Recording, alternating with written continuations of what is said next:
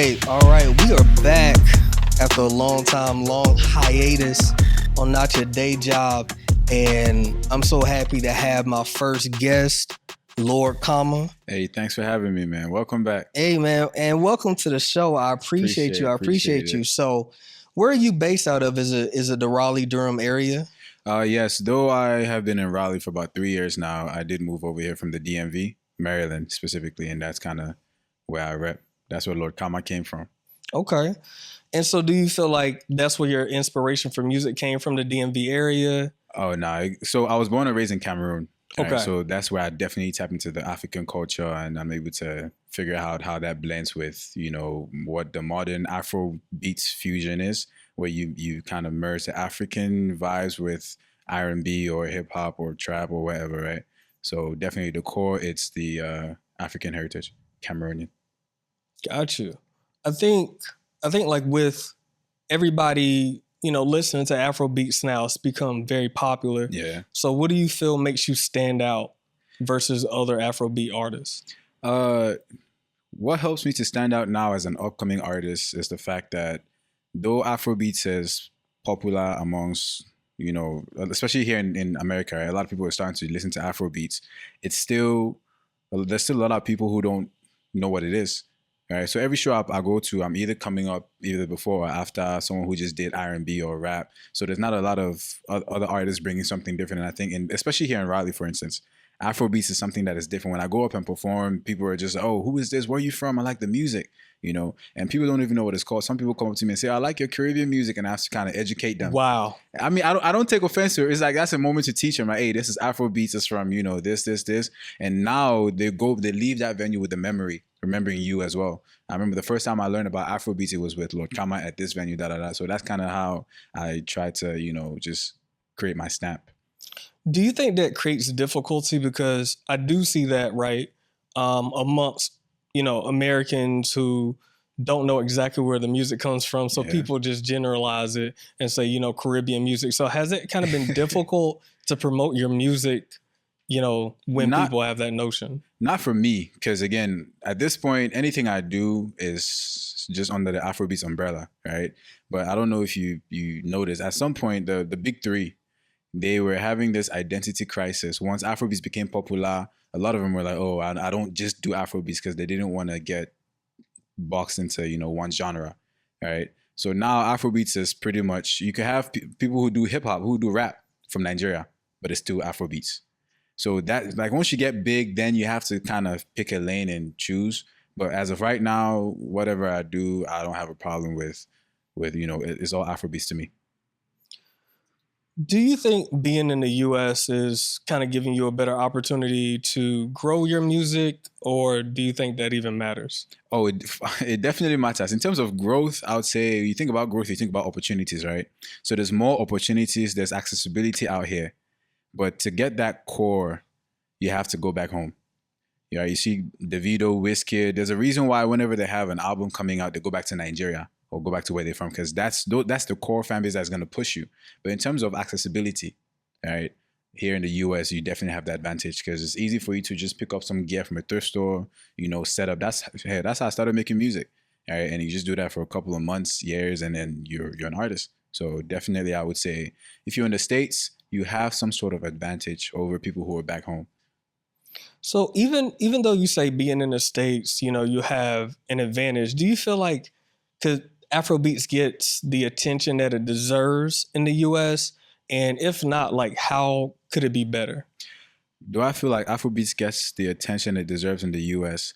I would say it's getting there. There's still a lot, and I wouldn't even just limit it to Afrobeats, right? There's so many other genres of music. But whenever someone thinks and speaks about Afrobeats, especially in like the Western world, it's always, they think about Nigeria mostly. But there's Amapiano, who's also on the rise from South Africa, right? There's Makossa from Cameroon, but no one knows about these genres. Yeah, I don't know. So I'm being educated. Exactly, because right. Afrobeats is new to me. So but then what happened? The reason why you asked a question about the Afrobeats, and if let's say I did a Makossa song, right, which is from Cameroon, the West is gonna just umbrella that under Afrobeats. just because it's, you know, a song from Africa, but that's not necessarily what it is. You wouldn't call an R&B genre here hip hop or trap. You know what I'm saying? Each has to stay within, but we would take it, we being, you know, the upcoming artists from Africa, right? Making Afro beats. It's like, we don't want to get to know who we are first and what we're doing. And then once we get there, you can figure out, okay, what did this guy do? But right now, we don't want to confuse you guys about what type of music does he make, right? Yeah. Yeah. Are there other genres of music that you like to incorporate into your music? Because you're talking about there's different lanes and genres and things of that nature. So like, what other genres of music do you like to incorporate into your music? I would say, to me personally, right, I don't intentionally go and say, okay, I want to incorporate this. That's something that I have in mind for, you know, the more I do this. I definitely want to do a bunch of samples from, you know, classic Cameroonian music I listened to when I was growing up, or, you know, my mom is listening to on a Saturday morning, right? I have a goal to go back and sample most of those records. But my creative process right now is more so just whatever I listen to in terms of the beat, right? I let that kind of drive the feel. And then once I get the feel of it, I try to figure out what the substance, like the lyrics and everything else is. And then if it's like a melody that in that moment I feel like is closer to an R&B type of vibe, then I try to write it from like an R&B perspective.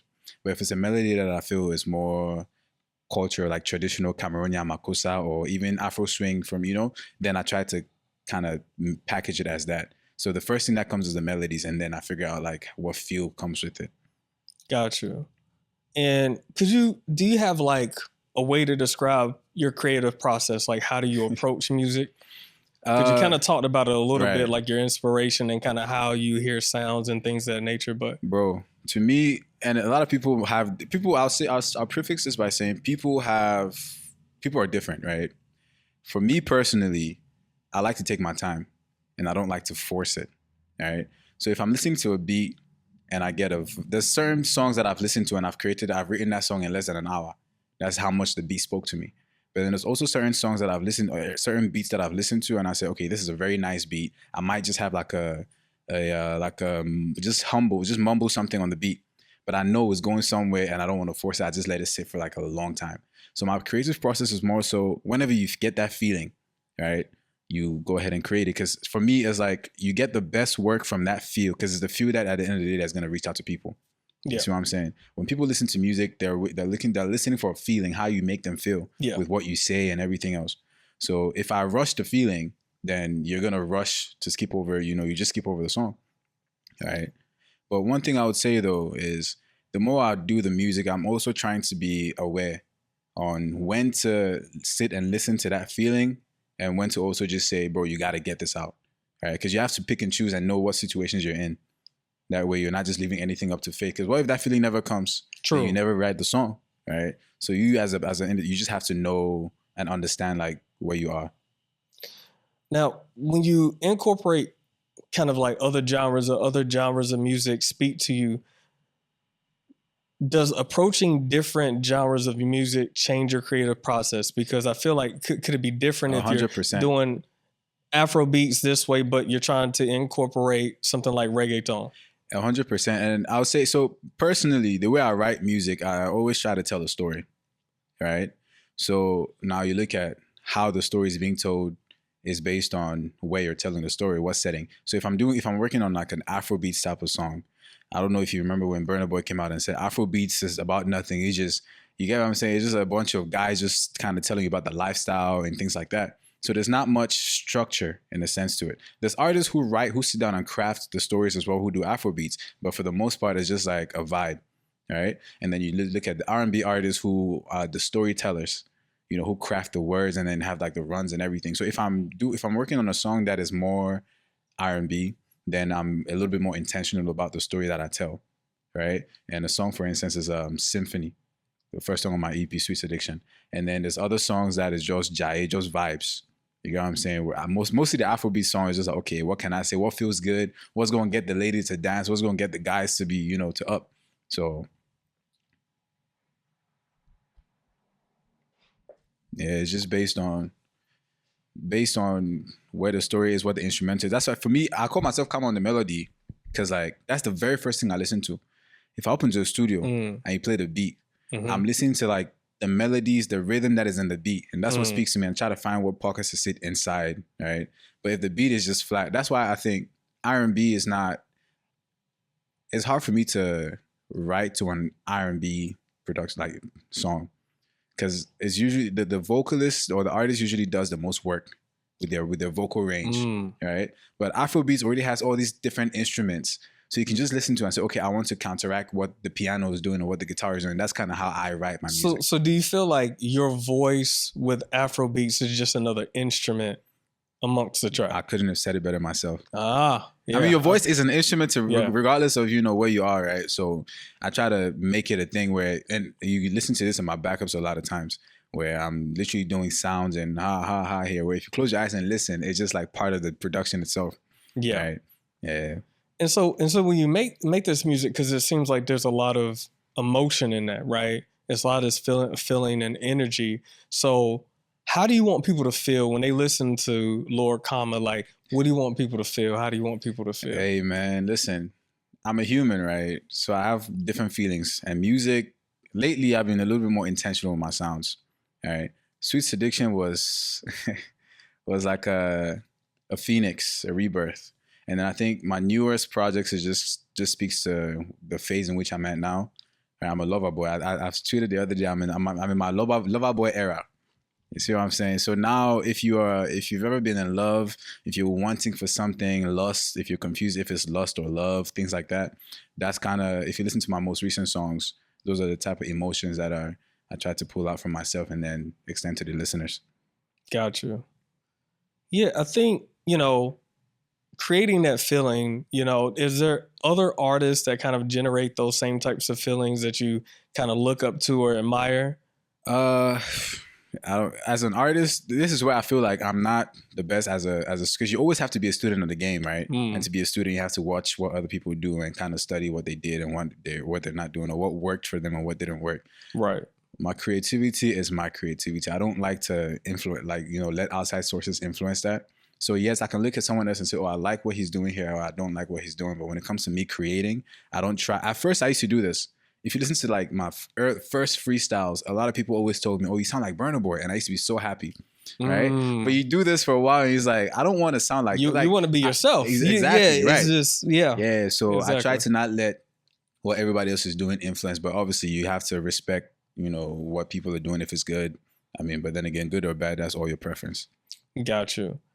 But are there artists that you have on the list that you may want to work with? Is there kind of like a dream list? Is it like a top 5, my top phone is 10? right there, bro. Yeah. I got like, yeah. I have a list. I can't list everyone I can't remember everyone who's on that list, but I'm just going to go ahead and give you, I know Jasmine Sullivan for sure is on there. That probably wasn't the first name you thought I would call, right? But Jasmine Sullivan is on there. Obviously, the Rema, Burna Boy, Davido, Wizkid, Fally Ipupa is on there. Ed Sheeran is on there. Bro, the list is extensive, bro. It's like one day when I get there, these are people who, and most of the times it's the vibe that they bring, the aesthetic with Jasmine Sullivan is the vocals, right? There's something that I have to see and it's like, okay, I see myself collaborating with this artist in the future. So yeah. Do you think these artists are ones that you have on your list because they would kind of challenge you to kind of like be better? Definitely. Okay. Yes. Because I know you said, you want to be your own self, right? Stand out for sure. So is it more about these are the people that kind of push me to want to be better? Exactly. Because again, that's one thing you learn when you collaborate with other artists, right? Where you get to see, especially if you're doing like a feature on someone else's song, you get to kind of up your game up. Because if it's your stuff, you have the luxury to be calm and just kind of direct everything up. But when someone else has an expectation for you, and they came to you because they value and they trust you, but they also kind of say, okay, I want it to be this way, but do you? Then you have to up your game. And just working with people who are already established and in different genres as well is like, okay, bro, me and Jasmine Sullivan on a song, if that song don't go platinum, hey, I can see it, because I think the first time that I met you and you told me you do music, right? Yeah. A lot of people say, hey man, I do music, man, I rap, I sing. Man. And sometimes you listen and you're like, yeah, I mean, I'm not sure. But I believe the first track you sent me in a text message was your single So Cold. Yeah. And as soon as I listened to it, the production sounded great. The vocals sounded great. The backgrounds, the Hey, ad shout out to the libs, team, man. Shout out to the team, man. And when you told me about the setup that you use, it's just so simple. It just reminds me that you can't beat creativity. You can't beat talent. So a lot of people will have a whole Pro Tools setup in the house, you know, some Genelec speakers. Y'all may not know what that is, but very expensive equipment. Yeah. Still trash. So I learned early on, bro. And mind you, I learned how to. So currently, I'm still learning how to mix, right? And I got into mixing because at first it was hard to even break through into the whole music thing. And I have friends who did music, but I would always try to rely on them to get me in. And at the end of the day, it's like, yo, if you want it, you got to go get it, right? So I was able to get. My sister used to do music. She's a great singer, by the way. She had like an old interface which I took, and I actually started recording the first time on Adobe. Adobe has an audio software which I was using to record music. Yeah, Adobe Audition. Adobe Audition, yes. Yep. That's where I actually started recording. And I remember like it was like 3 months in, my sister was, oh, I just found out, because that's what she used to use. And because she uses it, I'm using it too. And then she came and told me, I just found out this is not even for music recording. Right. And then from there, I like went on YouTube, started finding, music recordings and taught myself how to do it. And one of the very first things I learned was it's not about the equipment that you have or the setup or the gear or the plugins. All right. It's about understanding what you can do with what you have. And like you said, you cannot be creativity. So if you're already someone who is a creative and you have that mindset of, okay, what can I create out of nothing? Then the more you start, the more you get better. Right. And then you actually have the means to invest in better equipment. The sound is only getting up from this. So one of the things I pride myself is in the production of my earlier releases. I hope, obviously the goal is to, maintain and get better from there. So.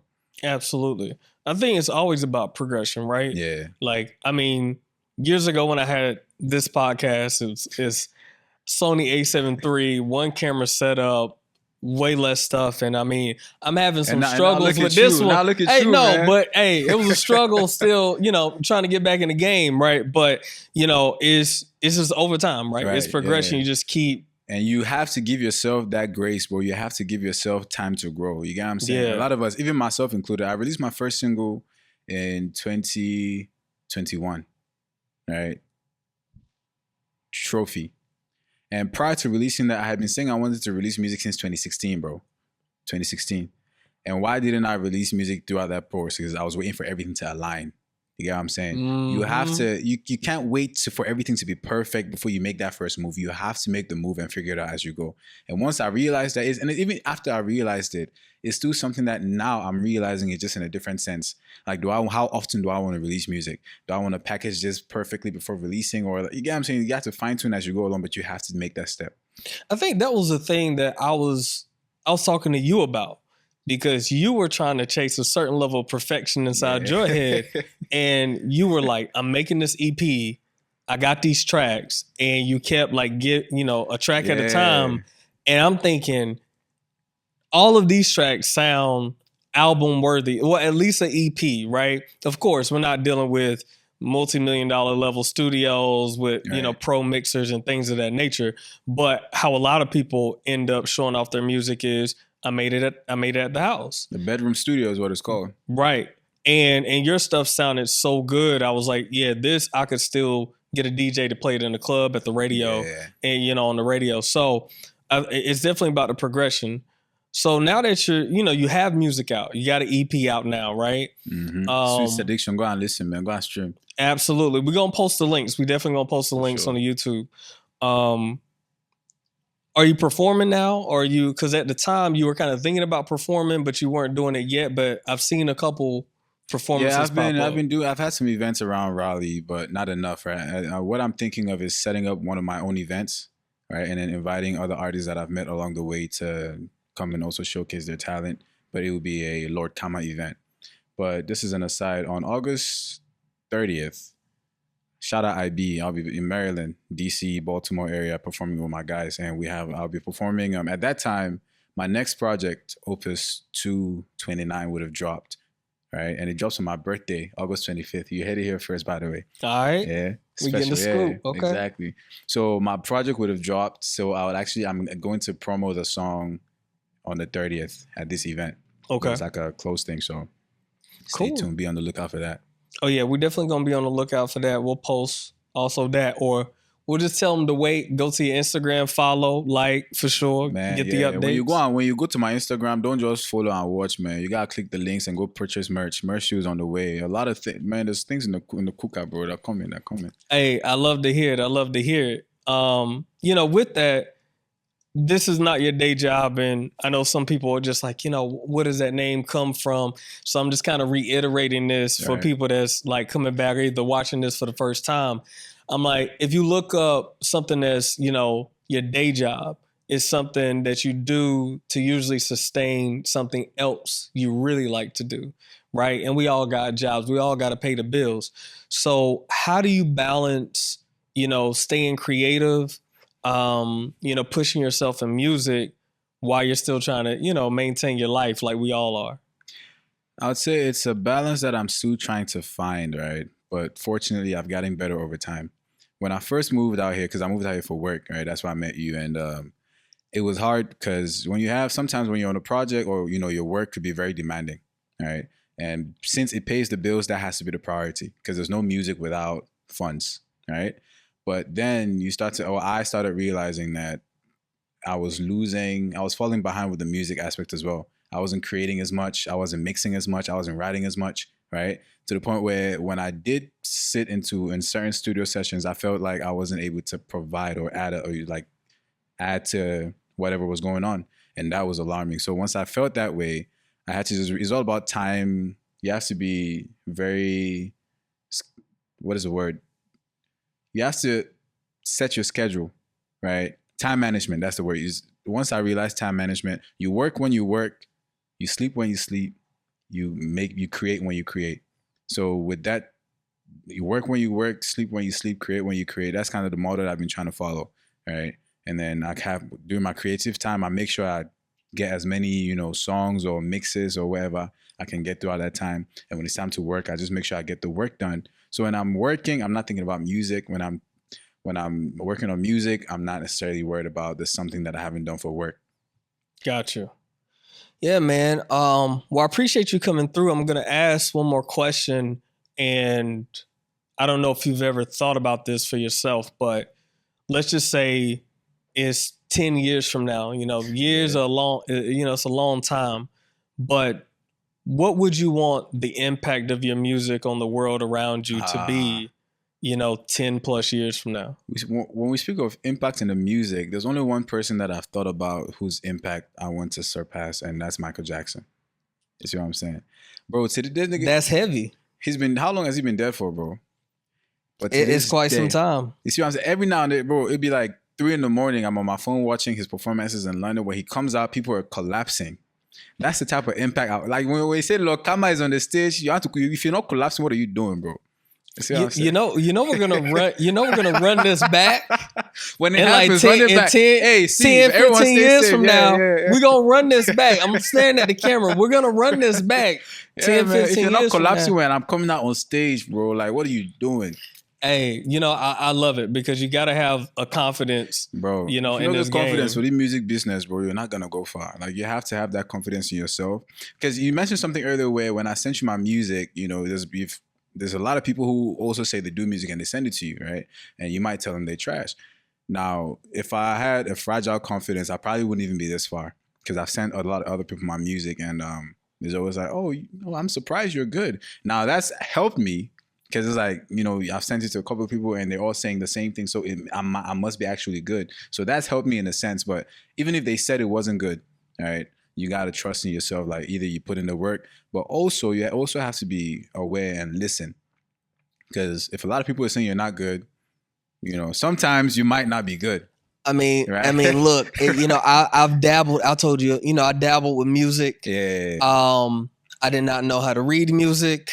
I never was in band class, not for a day. But I just love like hip hop sampling. So right. Buy Beat Machine, things of that nature. But I knew as soon as I was around real musicians when I went to Orlando and meeting some really good people, I realized I was way below their level. There was no way. It just came natural. So I think definitely being self-aware, Sure. and knowing when to pivot too. I don't think you need to pivot, in my personal opinion. I think Well, your thank you, music, bro. I think your music is great. Appreciate it. But I definitely had some people who started rapping, singing, and ended up being songwriters and being very successful and actually getting Grammy credits. All right. So there's always different ways, but if you're gonna be the headline star, you gotta have the confidence. You have to have the talent and the confidence. You gotta stay ready too. You feel me? It's one I seen. I don't know. This is an aside, but I saw a video today, which there's this guy Enzo. He was streaming, right? And someone asked him, when you met the video and you were streaming, were you nervous? And he said something that I kind of took, and he said, "I've prayed for this moment. I've prayed to be this big in a sense, right? And why would I be afraid or nervous? You got to be ready. You just got to hit the ground performing. You got what I'm saying? So once you have that confidence, it's also it's confidence in the work that you've done, that you are ready when your time comes. You see what I'm saying? So yeah, it's not just empty confidence. Like if you're gonna have confidence, it has to be built on top of something. All right. Stay ready so you don't have to get ready. There you go, man. There we go. Well, Lord Karma, I appreciate you. Hey, man. Coming by, not your day job. My guy. We got it together. This is not my today. day job, bro. Hey, look, I appreciate it, and I hope to have you back, in a couple of years so we can get an update, see how the music is going. So, hey, just hit me up, bro. I'll be out here. All right, cool, man. Well, that's a wrap. That's a wrap. We're gonna see y'all next time. Thank you. Yeah, peace.